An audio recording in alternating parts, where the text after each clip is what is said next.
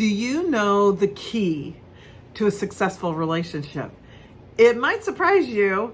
It's not communication or commitment or even a sense of humor. It's actually emotional intelligence. Emotional intelligence equates to 58% of your success in every single thing you do. I'm Brenda Florida, certified life coach and the host of Sip and Solve. And today we're going to solve this relationship issue about emotional intelligence, or EQ as it's referred to, and we're going to make a Cosmo. So let's go make the Cosmo and then come right back. All right, so tonight we're making the Perfect Cosmo. And I wanted to do this before we go deeper into the key to success in your relationships, because we can have fun while we're doing personal growth and while we're working on our relationships. So we're going to have a little fun tonight with Sip and Solve, and our cocktail is a Cosmopolitan. I love them. Of course, Sex and the City made them very popular. I didn't know about them from Sex and the City. I just had a friend who made me one. I was like, oh my gosh, I love that. So it's a very simple, very refreshing drink.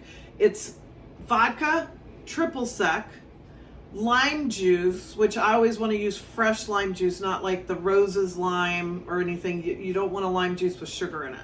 And then cranberry juice. And the cranberry juice is not cranberry juice cocktail. It's just 100% cranberry juice.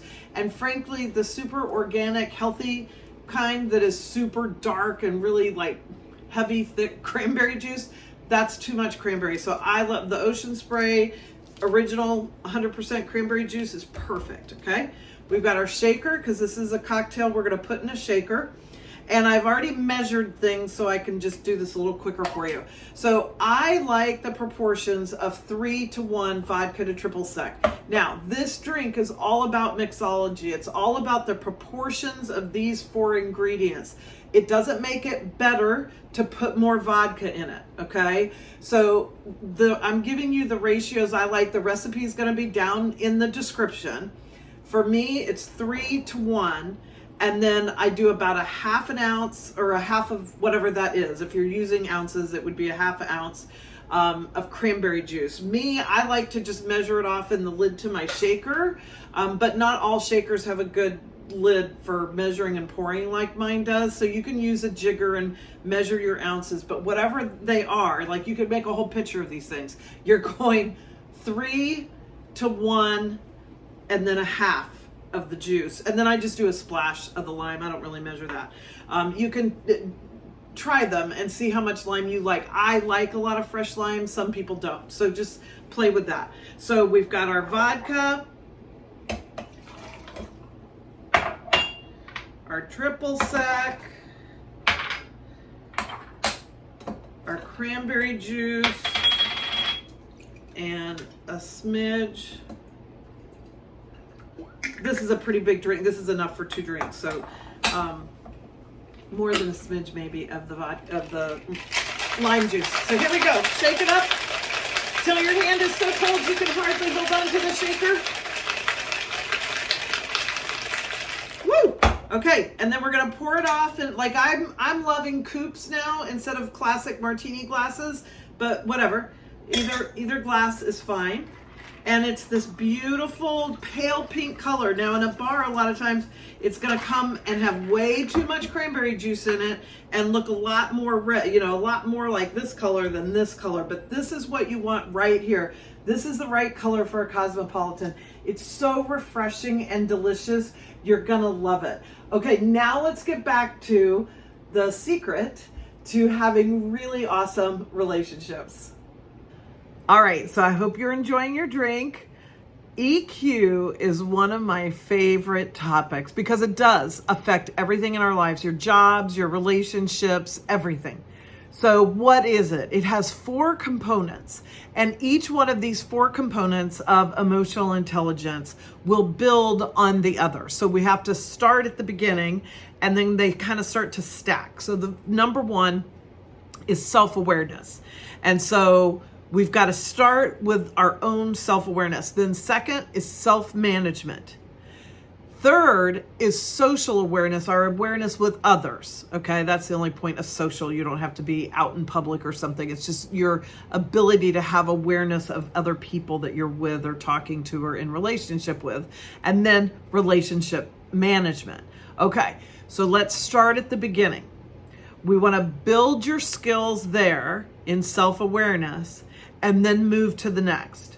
So self-awareness is the most important, but then by the same token, we don't want it to be an excuse. So we've all had people who behave badly or rudely or whatever, and it's just, oh, well, that's how I am. I just can't help it. That's not what I'm talking about.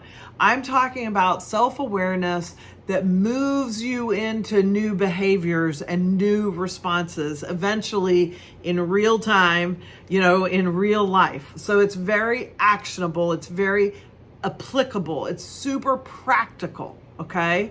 So you're figuring out, where do you get triggered? Are you having a bad day and you're just going to be probably short-tempered? Or are you feeling overwhelmed or tired or burned out? Do you allow yourself to feel your feelings and know what they are? Can you even name them? Like, it's a really interesting statistic that when surveyed, only 36% of people could actually name how they were feeling. So being able to, somewhere beyond, you can start with happy, sad, glad, and mad, but all of those feelings have, a spectrum where they're very dramatic or not so dramatic. And so where are you in that? Those are all part of the self-awareness aspect. So here's a good example of how it leads then to our second one, which is self-management. Relationship management is last, because we don't want to jump to other people until we've worked on ourselves, which can be hard too. Anyway, so in my second marriage, we had separated and then got back together for a while, and I wanted us to go to this marriage workshop. Okay, so we go to this retreat, and one of the exercises that the retreat leader had us do was to pick the topic that we fight about the most. So everybody in a relationship knows what that is. There's usually a couple of things that we kind of have a fight about round and round, over and over. It's the topic that keeps coming up. For me in my second marriage, it was money. We had different values around money. But what was more important to me was, like, I had moved out of state, so it interrupted my career trajectory. So I lost a lot of income when I moved out of state to marry him, but he didn't do anything to help me with that. So, like, there would be times I wouldn't be able to take my kids out to eat or something while he's taking his kids out to eat.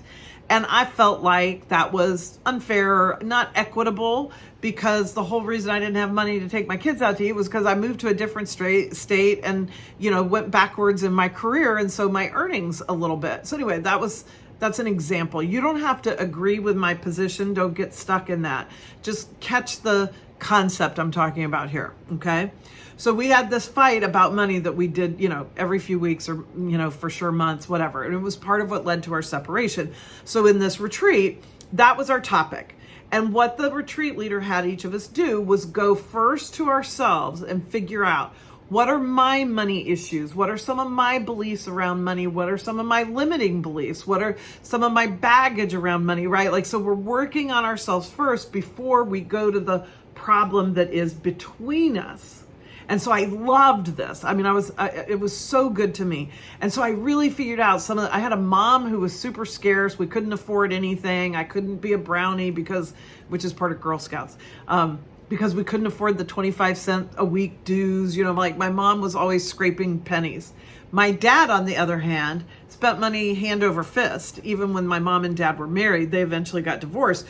But my dad had expensive clothes and expensive shoes and golfed all the time, which was expensive. And, so, like, there was a similar disparity in the way my parents were doing money. And I had never thought about that. I never figured that out. So, okay, so we go do our own work, and then we come together as a couple and we share those things about our past that have created challenges for us in money. And then the next phase is, so then how can we work together as a couple to resolve this issue between us now that we both realize the kind of baggage we're bringing into it? So I'm loving this process. I'm sharing all my stuff. I'm sure I'm crying.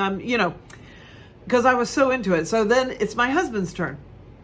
And he says, I realize I use my money to insulate myself from the fears I have that I'm not going to be a good father. And so, but if I can leave my kids money, if I can pay for their college, if I can, help them buy their first house, then I'll be able to feel like I was a good father. And so I don't want to give you any of my money because he didn't say it that way. I don't want to share my financial resources because I'm afraid I'll run out and I won't be a good dad. And I'm like, oh, that's great. Because of course that would make you, kind of stingy and live in scarcity. And then I expected something different than what I got. So then his next response was, and I'm okay with that. And so he didn't take his self-awareness to move him into anything different. In fact, it helped him justify why he didn't want to help me out financially as I was struggling to regain my income and career level I had had before. And so in that moment, I just sort of knew, okay, this isn't somebody I'm going to stay married to because I don't want to be married. Forget the issue of money. I don't want to be married to somebody who can look at their own stuff, see where they have this huge limiting belief, and then be fine with that, not want to do anything about that.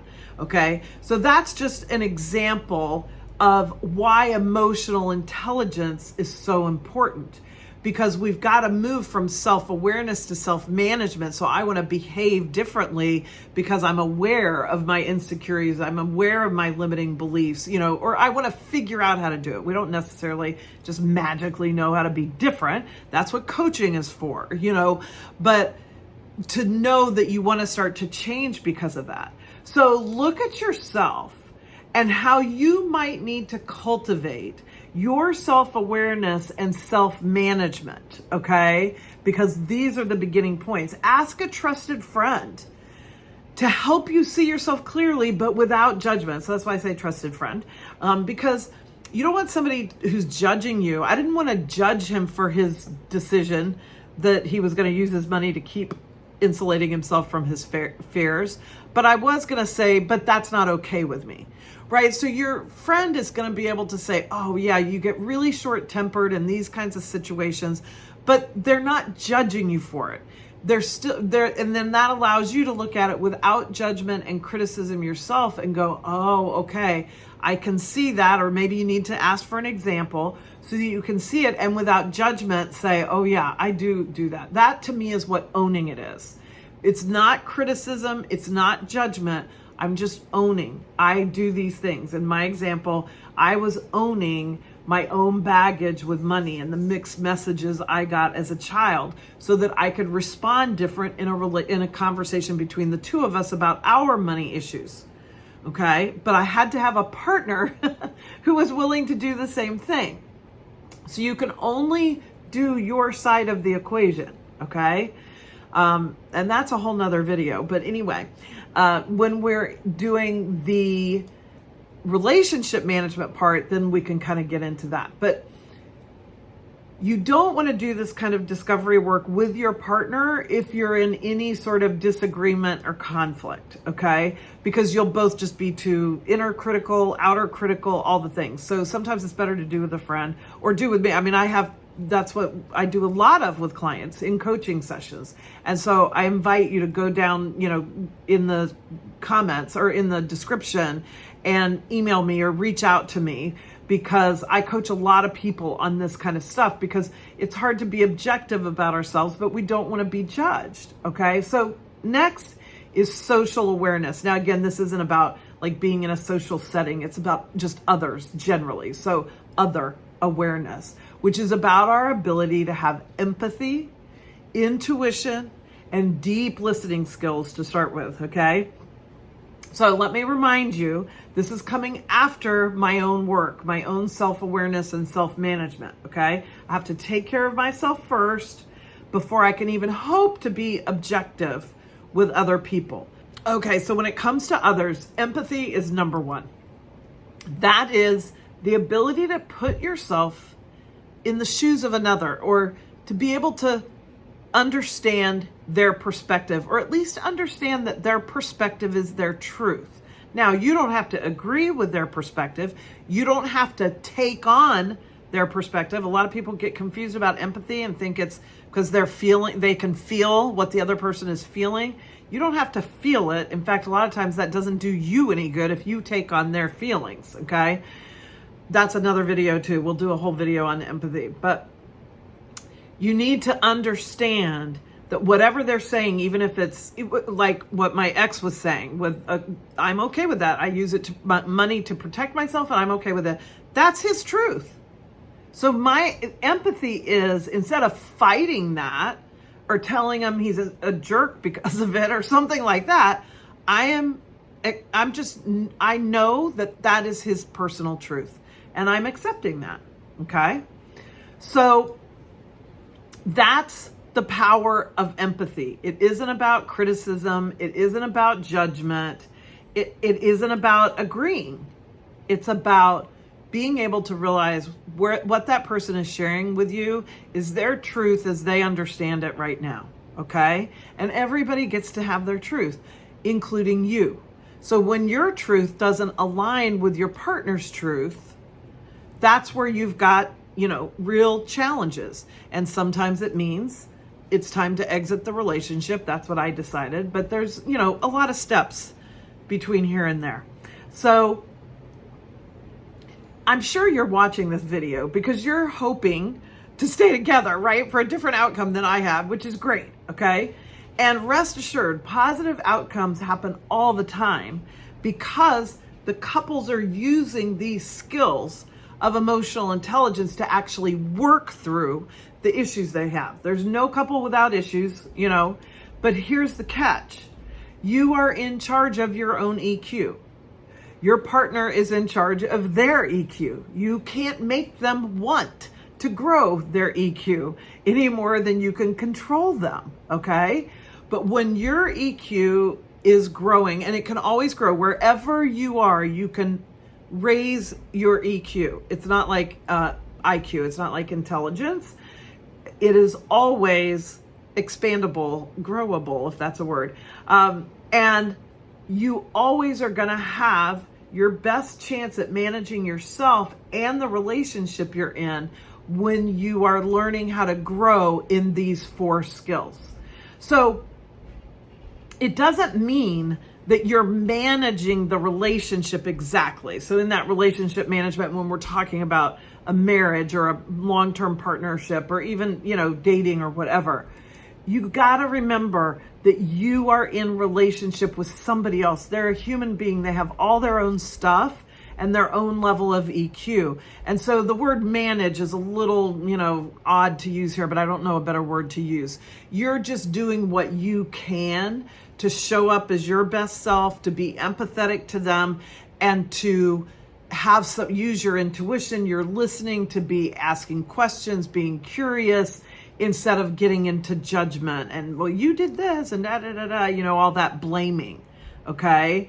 And then every encounter is going to be unique.